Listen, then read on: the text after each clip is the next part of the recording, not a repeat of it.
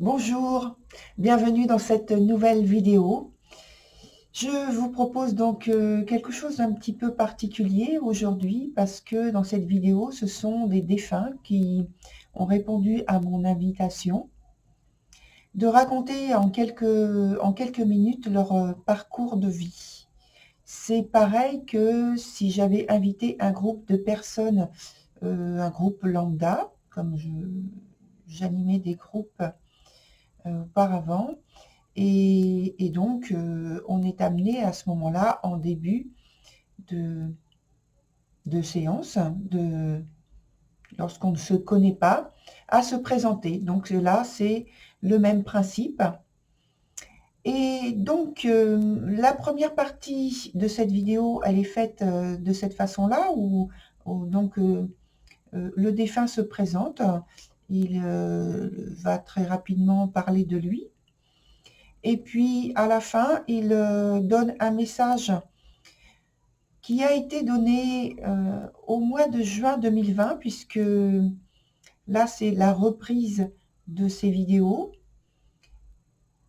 Et donc, il y a un ajout au message qui a été donné en juin 2020, qui sera accolé, en fait, en deuxième partie très, très, très courte, parce que le message en question, c'est un message personnel qui vous était destiné à cette époque-là, juste après, enfin on était en plein confinement, hein, rappelez-vous. Et donc là, maintenant, la vidéo donne un autre message qui est en lien avec le premier qui a été donné au mois de juin 2020. Voilà, et alors je dois préciser que lorsque ces défunts se sont racontés, j'ai pris des notes parce que c'est par écriture intuitive que tout cela s'est fait. Et donc, je m'adresse à la personne qui écoute et qui regarde la vidéo en disant « je », mais c'est bien sûr le défunt qui parle, sauf une vidéo, alors je ne sais plus pour quel signe, où je raconte en fait, mais à la fin, de toute façon, le message est donné par ce défunt quand même, hein. Et donc là, il y aura une petite transition auquel vous me verrez. Vous me verrez et où je vous dirai en fait que le deuxième message arrive juste après que je sois venue. Voilà, donc là, je voulais avoir cette petite explication, cette clarification pour que vous puissiez comprendre en fait le type de vidéo que je vous proposais. Voilà, et bien écoutez, bon visionnage et puis à tout à l'heure lors de la transition.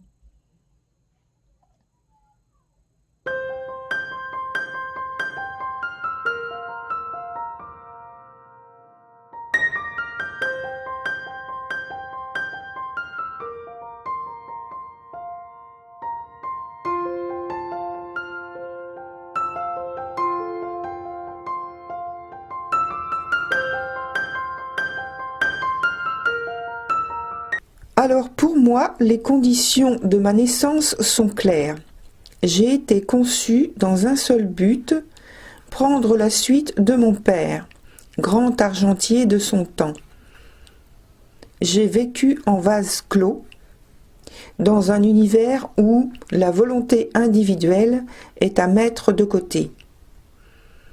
Il faut suivre le chemin qu'on a tracé par les ancêtres, point à la ligne. Inutile de se rebeller, personne ne t'écoutera et de toute façon tout le monde est à la même enseigne. Aucune faveur sur tes caprices d'individualité. Il y a un ordre à maintenir et il le sera. Quant aux moyens auxquels j'ai eu recours pour construire ma vie Eh bien, c'est principalement par mon influence et mes partages d'informations. Je me suis largement efforcée de développer un cercle harmonieux dans mes rapports avec les autres. J'ai parfois manqué de moyens techniquement parlant, mais dans l'ensemble, c'était bon. Dans ces cas-là, je n'ai pas hésité à être plus effronté que la moyenne, à braver les hostilités sans me compromettre, à séduire à ma manière, sans me compromettre non plus. Pour ce qui est des épreuves ou des obstacles, là c'est une autre paire de manches, parce que j'ai connu une histoire épisodique étalée sur de longues années avec une femme. Une histoire si complexe en réalité. Dans mon couple, celui-ci, rien n'allait dans la logique. Tout reposait sur des suppositions que l'autre pensait vraies et solides, ce qui cause des obstacles sentimentaux. Les apparences qui entraînent avec le temps des désillusions, qui creusent un fossé, enfin des tourments multiples. Je me suis sentie piégée et je crois bien qu'elle aussi, sans me le dire. À mon époque, on ne dit pas ce genre de choses. On fait face et puis c'est tout. On sauve les apparences. C'est plus important. Donc, les aides, soutien et appui du côté du couple. Oui, mais serait ma réponse avec le recul. En plus, nous n'avons pas eu d'enfant. Rien n'a pu entretenir à la place le lien de cette union, à part un lien de désillusion, une insatisfaction commune. Mais heureusement, en dehors de cela, je veux dire en dehors de la famille, les amis surtout de longue date, m'ont aidé à surmonter ces points malheureux, en vérité. Ma vie se résume à une expérimentation affective vécue, en partage avec une partenaire embarquée dans la même barque que moi.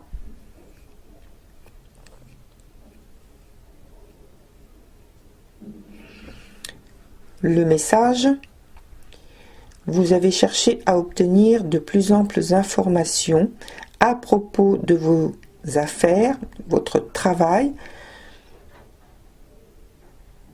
reproduisent ou arrêt de négociation, changement de partenaire, etc. De nouveaux rapports vont s'établir très rapidement, basés sur une reconnaissance commune de vos avantages dans une coopération. Donc, problème dépassé. Vous quittez un environnement qui ne vous satisfait plus en termes d'accords à exécuter pour retrouver plus de liberté, mais plus de risques aussi.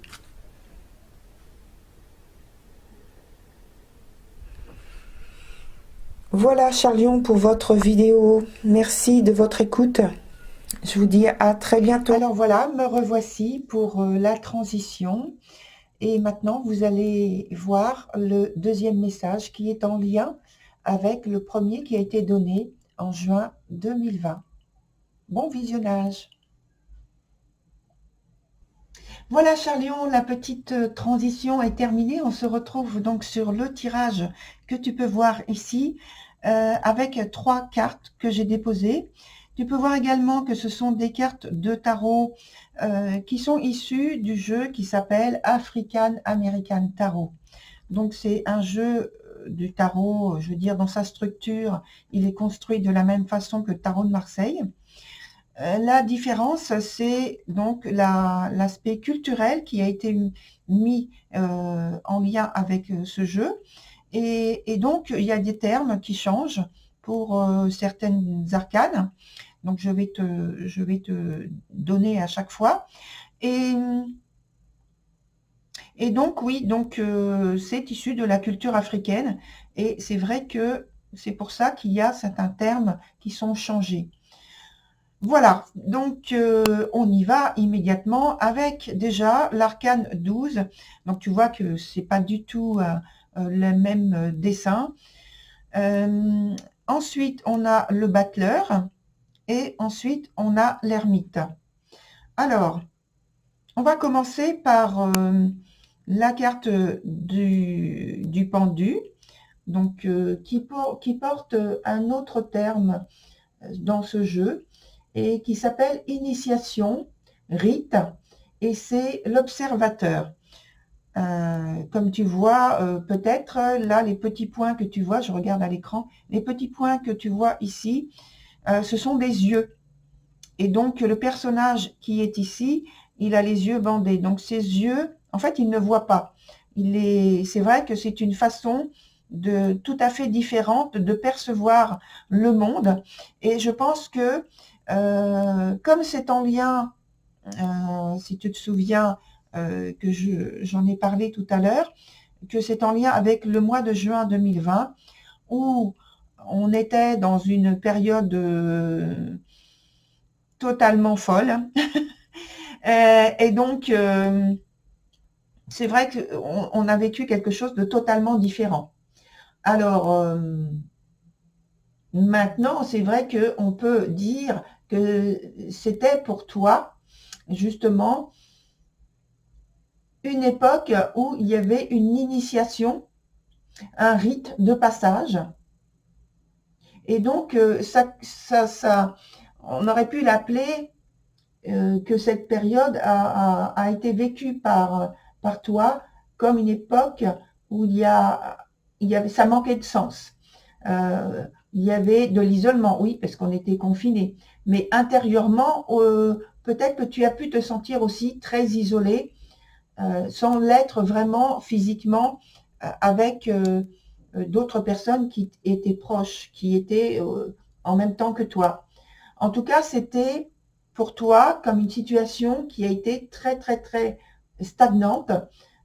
Tu as dû faire pas mal de renoncements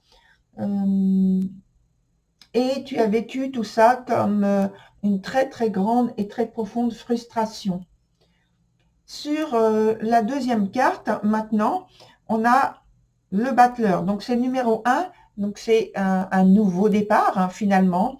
Des initiatives ou une initiative que tu mets en avant. La carte s'appelle, dans les termes de ce tarot, premier homme. Donc, et ça parle d'initiative. Ça parle de volonté, de forte volonté, de capacité d'organisation, comme quelqu'un qui met, euh, qui met quelque chose en œuvre, qui est le point de départ, le point initial, le point d'origine à un nouveau départ. Donc là, en fait, c'est la période dans laquelle tu es en train d'établir de nouvelles échelles de valeur, on me dit, pour pouvoir partir sur un nouveau chemin que tu te construis petit à petit, pas à pas, et que auquel tu as pu, pardon, penser et réfléchir pendant la période de confinement, donc voilà, depuis la période du mois de juin, entre autres. Et à la suite, on a la carte de l'ermite, pardon. Et dans ce jeu, il s'appelle le sourcier. Le sourcier, ici, c'est celui qui prend une retraite ou qui fait une retraite. C'est plus dans une ambition spirituelle, dans une ambition d'ouverture au monde, dans une ambition de comprendre le monde, de mieux vivre sa propre réalité au sein d'un espace beaucoup plus grand, c'est-à-dire l'univers, hein, ici. De mettre de la clarté dans ta vie, de mettre de la clarté dans tes projets. Et ça peut être aussi la rencontre avec une personne qui va te guider, qui va te donner des idées, des directives mais ce ne sont pas des directives avec autorité, ce sont des directives qui sont liées à la connaissance et qui vont d'abord t'impacter plus dans le cœur, dans tes émotions, plutôt que dans l'aspect plutôt rationnel. C'est pas du tout ça, hein. Là, on parle plutôt d'austérité, mais une austérité, je dirais, alors le mot comme ça, c'est engagé, dans le sens où cette austérité, elle est choisie pour ne pas céder à la consommation, à la consommation, à la consommation. Ça se présente comme ça, c'est pour ça que je le dis comme ça, hein. Consommer pour consommer, non. Voilà, c'est ça que j'entends. Consommer pour consommer, non. On me le dit 2 fois. C'est pas du tout ton point de vue, c'est pas du tout ta vision des choses. Voilà, cher Lion. Donc, je te souhaite une belle continuation et je te dis à très bientôt. Au revoir.